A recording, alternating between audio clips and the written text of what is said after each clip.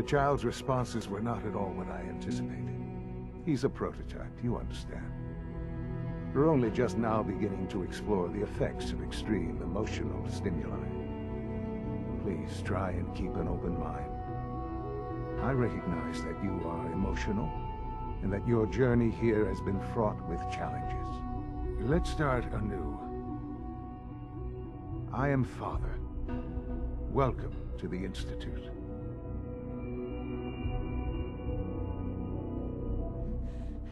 Give me Sean. The real Sean. Right now! I know. I know. You've gone to such lengths to find him.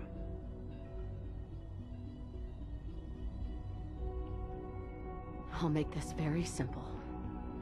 Where is my son? He's here, in the Institute. Closer than you think. But I need you to realize that this situation is far more complicated than you could have imagined. You have traveled very far, and suffered a great deal to find your son. Well, your tenacity and dedication have been rewarded. It's good to finally meet you, after all this time. It's me. I am Sean.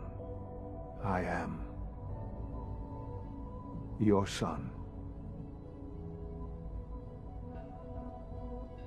How is that even possible? I know this is a lot to take in. In the vault, you had no concept of the passage of time. You were released from your pod and went searching for the son you'd lost. But then you learned that your son was no longer an infant, but a 10-year-old boy. You believed that 10 years had passed. Is it really so hard to accept that it was not 10, but 60 years? That is the reality, and here I am, raised by the Institute, and now its leader.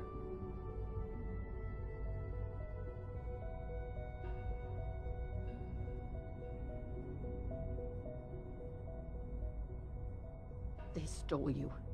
Kidnapped you. It wasn't right. Right, wrong, irrelevant. It was necessary.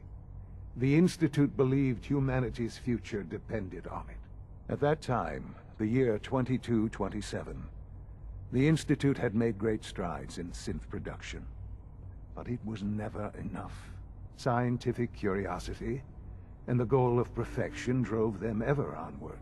What they wanted was the perfect machine. So they followed the best example thus far. The human being.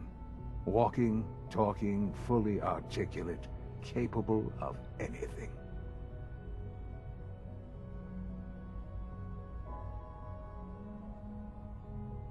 So the weird science experiments needed specimens.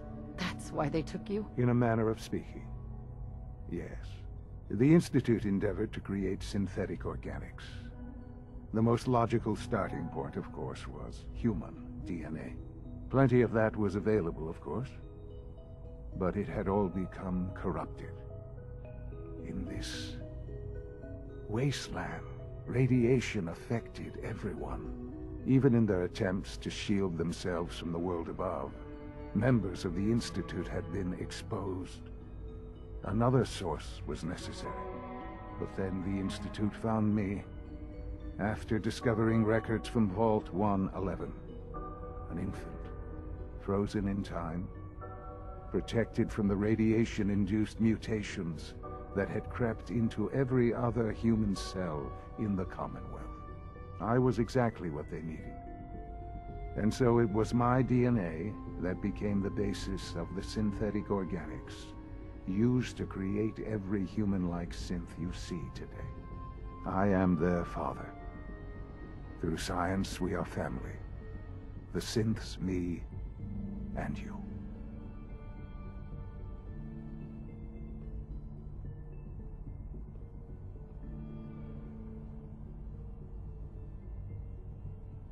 Sean.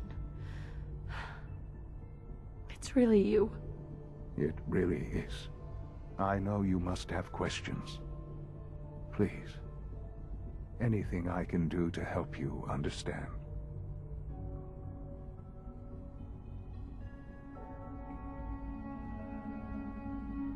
So, you're in charge of the Institute? I am the acting director, yes. I spent decades working to reach this point. It's a responsibility I take very seriously. The Institute. It's important. It really is humanity's best hope for the future, no matter what those above ground might think of us.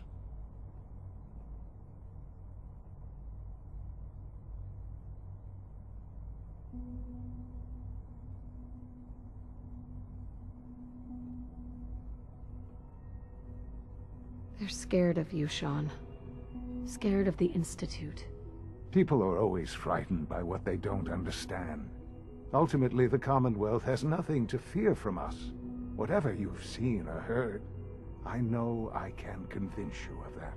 Just give me time. What else can I say to ease your mind? Your father. He never got to see you grow up. Yes. What happened to him was... I've gone over the records of the incident, of course. It seems what happened to him was an unfortunate bit of collateral damage. For many years, I never questioned who my parents were. I accepted my situation, and that was that. With old age comes regret. And asking what if more often.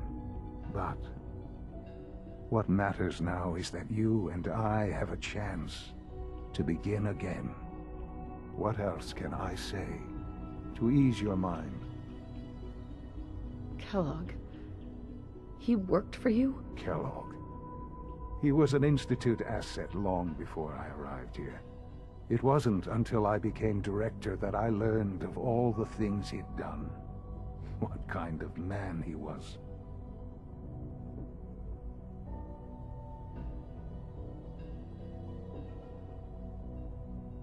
He was a murderer. He killed your father.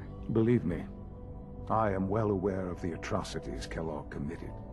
I suspect there are many more we'll never know of. The Institute took advantage of Kellogg's vicious nature. I will freely admit that. Institute technology prolonged his life, and his usefulness far beyond any normal human lifespan. He never failed the Institute, but his cruelty became more apparent with every completed objective. I won't lie. It's no coincidence your path crossed his.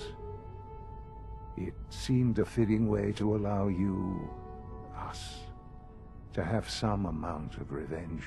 I know there's more for us to discuss, but the Institute is on the verge of some important breakthroughs. Your presence would be appreciated as we approach them. I've been a part of something amazing here. I've helped to build a life for myself and the people of the Institute. And now, after all these years, you have an opportunity to help with that. Doesn't that intrigue you? Isn't that what you want?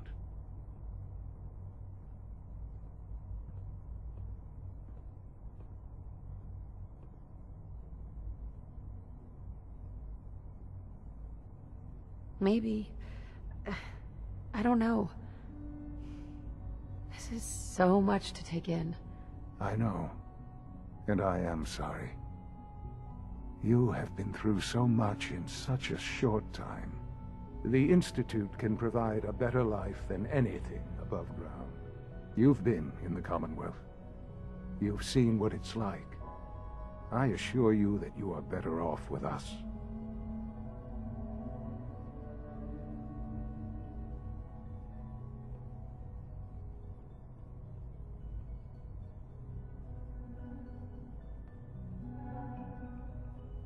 I don't know what to do. I realize that. It's why I'm trying to help you. I hope that you can see that rationally. The Institute is the only thing left in the world that is worth being part of. I simply ask that you give the Institute, me, a chance. A chance to show you what I've been telling you. We really do have humanity's best interest at heart. Will you take that chance?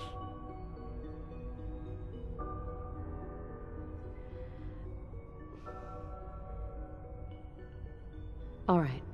Thank you. The Institute is now your home, as much as it is mine. Please take some time, get to know it. Meet the people you'll be working with. You'll want to introduce yourself to the division heads. Dr. Fillmore in Facilities, Dr. Ayo in SRB, Dr. Holdren in Bioscience, and finally Dr. Lee in Advanced Systems. They've all been notified of your arrival, of course. Meet them, and then we'll discuss what comes next.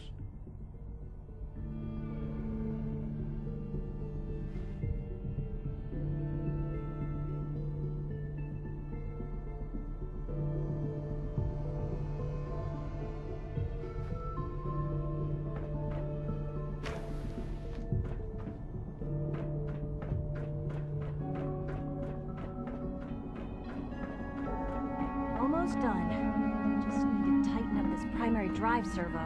That's the third primary drive breakdown this month.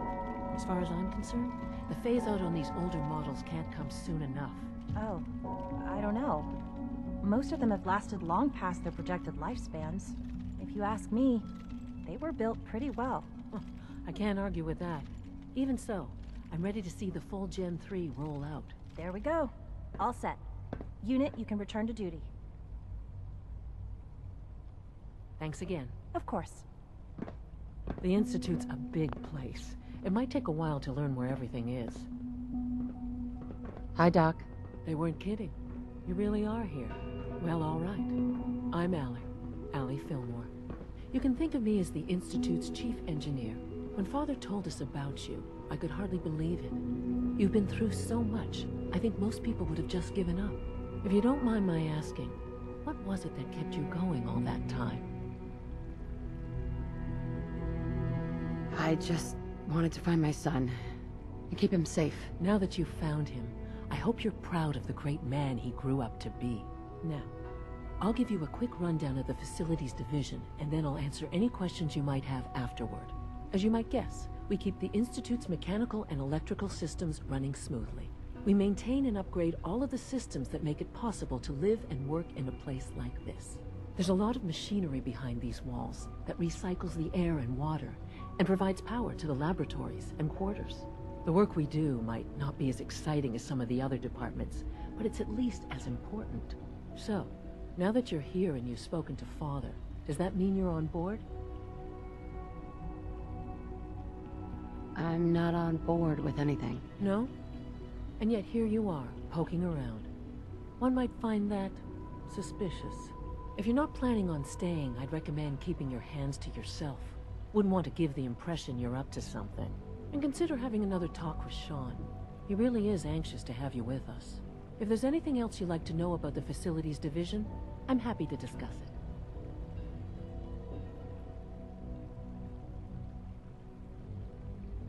I'd like to know about the people in your division. Of course. Dr. Lawrence Higgs is our mechanical engineer. He oversees the major life support and security systems. Power distribution is Dr. Evan Watson's area of expertise, and Dr. Newton Oberly is in charge of food and housing. He coordinates with bioscience to ensure that our meals are balanced for optimal nutrition. We also make use of a number of synth units for low-priority maintenance and labor. Greetings. As the Institute's requisition vendor, I can provide supplies for your missions on the surface. How may I assist you today? Let's see what you got.